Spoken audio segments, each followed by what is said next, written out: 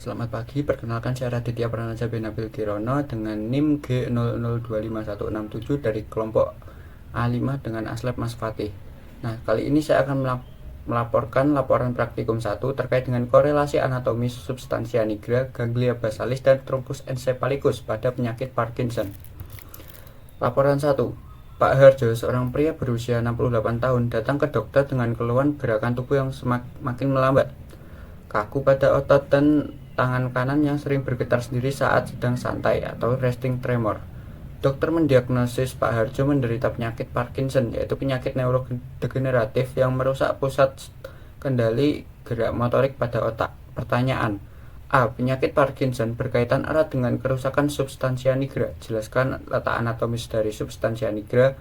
B. Substansia nigra adalah bagian dari sistem ganglia basalis. Jelaskan struktur anatomi apa saja yang menyusun ganglia basalis.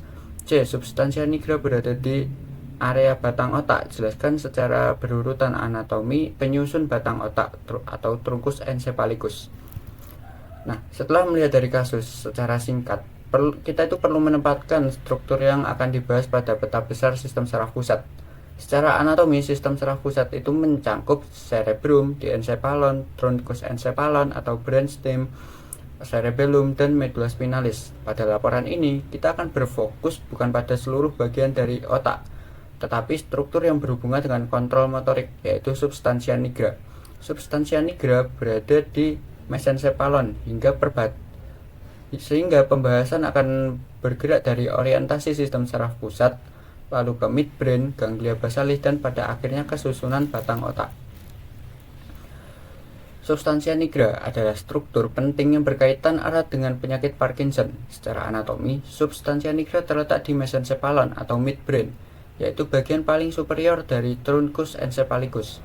Pada potongan midbrain, substansia nigra berada di bagian ventral, berhubungan dengan pedunculus cerebri. Posisi ini dapat dipahami sebagai area yang terletak di antara tegmentum dan crus cerebri. Jadi, bila ditanya letak anatomis, jawaban utamanya adalah substansia nigra berada di mesencephalon pada ventral midbrain. Setelah mengetahui bahwa substansia nigra berada di mesencephalon, kita perlu melihat susunan internal dari midbrain secara sederhana. Mesencephalon dapat dikenali melalui beberapa landmark utama, yaitu tectum mesencephali pada bagian posterior, aqueductus cerebri sebagai saluran yang menghubungkan antara third ventricle dan fourth ventricle, tegmentum, serta crus cerebri di bagian ventral. Substansia nigra menjadi landmark penting pada bagian ventral midbrain karena posisinya berada di antara tegmentum dan crus cerebri. Dengan memahami peta ini, letak substansia nigra tidak hanya dihafalkan sebagai di midbrain, tetapi bisa ditempatkan secara anatomis pada potongan mesencephalon. Setelah memahami letak substansia nigra di mesencephalon, sekarang kita masuk ke sistem yang berhubungan dengannya, yaitu ganglia basalis. Nah, secara anatomis, ganglia basalis merupakan kumpulan nuklei subkortikal yang berkaitan dengan kontrol gerakan. Struktur utama yang perlu kita kenali adalah nukleus caudatus, puntamen, globus pallidus, nucleus subthalamicus, dan substansia nigra. Pada gambar, nukleus caudatus dan puntamen berada di dekat dengan kapsula interna, sedangkan globus pallidus berada lebih medial terhadap puntamen. Substansia nigra sendiri berada di mesencephalon, tetapi tetap dibahas dalam sistem ganglia basalis karena perannya dalam sirkuit motorik. Pada ganglia basalis terdapat beberapa istilah yang sebenarnya merupakan gabungan dari struktur yang sudah kita lihat sebelumnya. Yang pertama ada striatum, dia itu terdiri dari nukleus caudatus dan puntamen. Kemudian ada nukleus lentiformis atau lenticular nucleus, terdiri atas puntamen dan globus pallidus. Kemudian ada corpus striatum, merujuk pada gabungan dari striatum dan nukleus lentiformis. Bagian yang sering membingungkan itu adalah puntamen, karena puntamen itu masuk ke dalam striatum sekaligus nukleus lentiformis, tergantung konteks istilah yang digunakan. Substansia nigra berada pada area batang otak, sehingga kita perlu memahami urutan trunkus encephalitis secara anatomis. Batang otak tersusun dari superior inferior menjadi mesencephalon, pons, dan medulla oblongata. Mesencephalon adalah bagian paling kranial yang menjadi lokasi substansia nigra. Di bawahnya terdapat pons, lalu medulla oblongata yang nanti akan berlanjut menjadi medulla spinalis. Nah, setelah memahami letak substansia nigra, struktur ganglia basalis, dan urutan brainstem, kita bisa menghubungkan kembali ke kasus Pak Harjo. Gejala seperti bradykinesia, rigidity, dan resting tremor menunjukkan gangguan pada sistem kontrol gerak. Secara anatomi, substansia nigra berada di mesencephalon, tetapi secara fungsional terlibat dalam sirkuit ganglia basalis. Karena itu, kerusakan pada substansia nigra pada Parkinson dapat dikaitkan dengan gangguan pengaturan gerakan. Kesimpulannya, kasus Parkinson ini merupakan terutama membantu kita memahami anatomi struktur motorik pada sistem saraf pusat. Substansia nigra terletak di mesencephalon, tepatnya pada bagian ventral midbrain. Struktur ini akan berkaitan dengan ganglia basalis yang terdiri dari atas nuklei subkortikal seperti nucleus caudatus, puntamen, globus pallidus, nucleus subthalamicus, dan substansia nigra. Karena substansia nigra berada di mesencephalon, kita juga perlu mengingat urutan trunkus encephalikus, yaitu mesencephalon, pons, dan medulla oblongata. Mungkin cukup sekian laporan yang bisa saya sampaikan. Mohon maaf bila ada salah kata. Terima kasih. Oke, selamat pagi. Perkenalkan, saya Raditya Pradana Nabil Kirono dengan NIM G00255167 dari kelompok A5 dengan asisten Mas Fatih. Kali ini saya akan melaporkan laporan praktikum 2 terkait dengan korelasi anatomi circulus atrosus willisi, truncus encephalicus, dan nervi cranialis pada kasus stroke batang otak. Laporan 2, Pak Joko, seorang pria berusia 60 tahun, tiba-tiba mengalami pusing berputar atau vertigo yang sangat hebat, penglihatan ganda atau diplopia, dan kesulitan menelan pada saat makan siang. Ia juga merasakan separuh badan kirinya mendadak lemas. Keluarganya segera membawanya ke IGD. Setelah dilakukan pemeriksaan CT scan kepala, dokter mendiagnosis Pak Joko mengalami stroke batang otak akibat adanya penyumbatan pada pembuluh darah. Pertanyaan: A. Jelaskan sistem vaskularisasi circulus atrosus willisi. B. Jelaskan anatomi 3 bagian utama penyusun struktur anatomi batang otak meliputi mesencephalon, pons, dan medulla oblongata. C. Gejala pada wajah dan mata Pak Joko terjadi karena gangguan pada saraf kranial batang otak adalah tempat beradanya sebagian besar nukleus saraf kranial. Jelaskan nervus cranialis apa saja. Sebutkan nomor, nama, dan fungsi nukleusnya atau tempat keluarnya yang terletak pada bagian pons.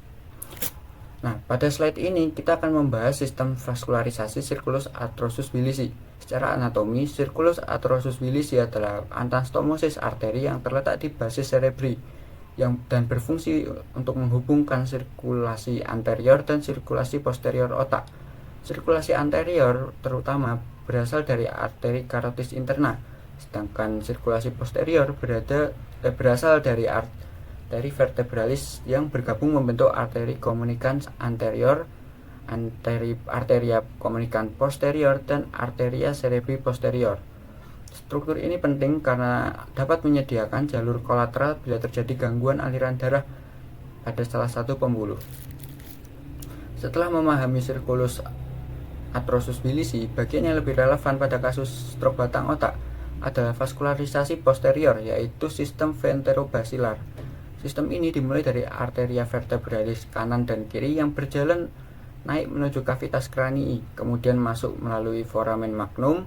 Kedua arteria vertebralis bergabung membentuk arteria basilaris yang berjalan pada permukaan ventral pons, tepatnya pada sulcus basilaris pontis. Dari arteria basilaris dan arteri vertebralis terdapat beberapa cabang penting seperti arteri pontis, arteri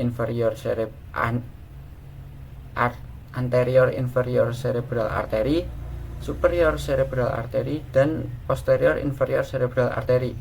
Karena pons dan bagian lain dari batang otak sangat bergantung pada sistem ventrobasilaris. Penyumbatan pada pembuluh darah ini dapat menimbulkan gejala brainstem stroke seperti vertigo, diplopia, gangguan menelan, dan kelemahan tubuh. Setelah membahas vaskularisasi, kita perlu memahami struktur anatomi batang otak yang menjadi lokasi lesi pada kasus ini. Truncus encephalicus atau brainstem tersusun atas 3 bagian utama, yaitu mesencephalon di bagian superior, pons di bagian media, dan medulla oblongata di bagian inferior. Mesencephalon berhubungan dengan diencephalon di atasnya. Pons berada di antara mesencephalon dan medulla, sedangkan medulla oblongata berlanjut ke medulla spinalis. Urutan ini sangat penting karena gejala klinis pada stroke batang otak dapat dipetakan berdasarkan bagian otak yang terkena.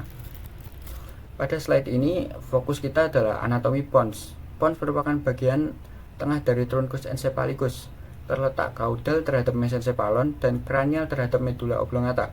Secara posisi, pons berada ventral terhadap cerebellum dan tampak seperti jembatan yang menghubungkan kedua hemisferum cerebri melalui pedunculus cerebralis medius. Secara sederhana, pons dapat dibagi menjadi basis pontis di bagian ventral dan tegmentum pontis di bagian dorsal. Pada permukaan ventral pons terdapat sulcus basilaris, yaitu alur tempat arteri basilaris berjalan. Relasi ini penting karena pada stroke batang otak, gangguan aliran pada sistem ventrobasilar dapat mengenai pons dan struktur saraf kranial yang berkaitan dengannya. Setelah mengenal anatomi pons, slide ini menunjukkan saraf kranial yang berhubungan dengan pons, seperti nervus trigeminus atau CNV keluar pada sisi lateral pons, yaitu pada sulcus pontis lateralis. Nervus abducens atau CNVI keluar pada junctio pontomedularis, yaitu perbatasan antara pons dan medula oblongata. Nervus facialis dan nervus vestibulococlearis, yaitu CN7 dan CN8, keluar pada angulus pontocerebellar. Relasi anatomi ini penting karena lesi pada daerah pons atau pontomedullary junction dapat menimbulkan gangguan gerak mata, ekspresi wajah, sensori wajah, pendengaran, dan keseimbangan. Setelah mengetahui tempat keluarnya saraf kranial yang berhubungan dengan pons, slide ini akan merangkum fungsi utama dari nervus trigeminus atau CN5 yang membawa sensori wajah melalui cabang 5.1, 5.2, dan 5.3, serta fungsi motorik untuk otot-otot mastikasi. Nervus abducens atau CN6 menginervasi musculus rectus lateralis sehingga berperan dalam abduksi bola mata. Nervus facialis atau CN7, dia mengatur otot-otot ekspresi wajah, tetapi juga membawa pengecapan dari 2/3 anterior lidah dan serabut parasimpatis ke beberapa kelenjar. Nervus vestibulococlearis atau CN8 membawa input pendengaran melalui nervus cochlearis dan keseimbangan melalui nervus vestibularis. Karena itu, gangguan pada area pons atau pontomedullary junction dapat berkaitan dengan gangguan gerakan mata, ekspresi wajah, sensori wajah, pendengaran, dan keseimbangan. Kesimpulannya, pada kasus stroke batang otak pada laporan ini dapat dipahami melalui beberapa poin anatomi utama. Pertama, circulus arthrosus bilisi merupakan anastomosis arteri di basis cerebri yang menghubungkan sirkulasi anterior dan posterior. Kedua, batang otak sangat berkaitan dengan sistem ventrobasilar, terutama arteria vertebralis dan arteri basilaris. Ketiga, truncus encephalitis tersusun dari mesencephalon, pons, dan medula oblongata. Pada kasus ini, pons menjadi struktur penting karena berkaitan dengan nervus trigeminus, abducens, facialis, dan vestibulococlearis. Oleh karena itu, gejala seperti diplopia, gangguan wajah, vertigo, dan gangguan keseimbangan dapat dipahami dari hubungan anatomi antara pons, saraf kranial, dan vaskularisasi bagian posterior. Mungkin cukup sekian laporan dari saya. Bila ada salah kata, mohon dimaafkan. Terima kasih.